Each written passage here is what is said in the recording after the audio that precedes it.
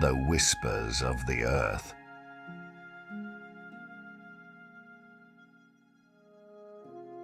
Leonard knelt at the edge of the fault line, his fingers brushing the gritty strata like one might read an ancient manuscript. The wind swept through the arid valley of southern Auvergne in France, carrying with it a fine, almost sacred dust. Here, between two layers of schist, the past whispered. Since childhood, Leonard had never dreamed of astronauts or dragons, but of rocks, not gemstones.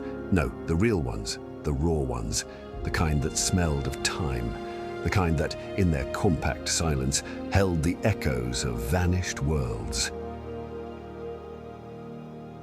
In his third year of geology at Clermont-Ferrand, he had convinced a professor to let him base his thesis on this forgotten corner of the Puys Range, where sedimentary layers told a story millions of years old.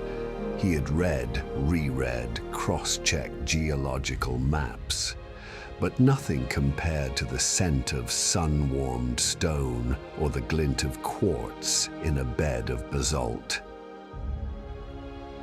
He gently uncovered an ochre vein that twisted through the rock like a thread of copper.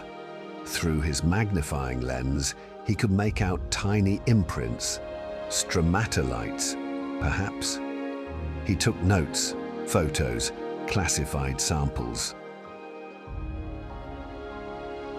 Through this mineral scar, he glimpsed an age when the sea still covered the region, when primitive life forms, invisible to the naked eye, were unknowingly building the foundations of the future.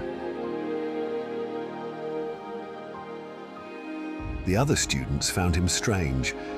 Leonard didn't go out much and spoke little, unless the topic was plate tectonics or paleomagnetism.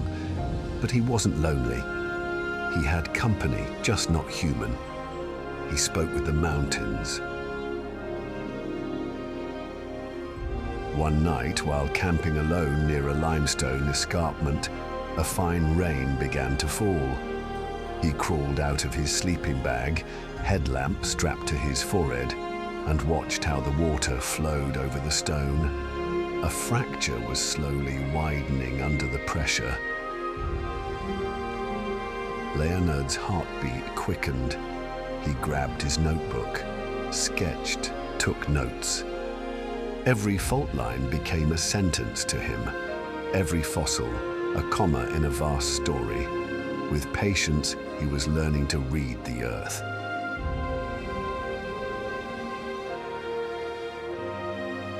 To listen to its deep confessions, its volcanic sighs, its whispers of erosion.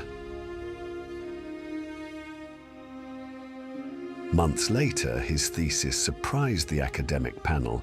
Not only did it offer a new hypothesis on the paleogeographic evolution of the massif, but it wove in a narrative, almost poetic, a geology that was sensitive, human, nearly literary. When asked what he hoped to do next, Leonard answered simply, "Keep listening and tell the stories the earth forgot to say aloud."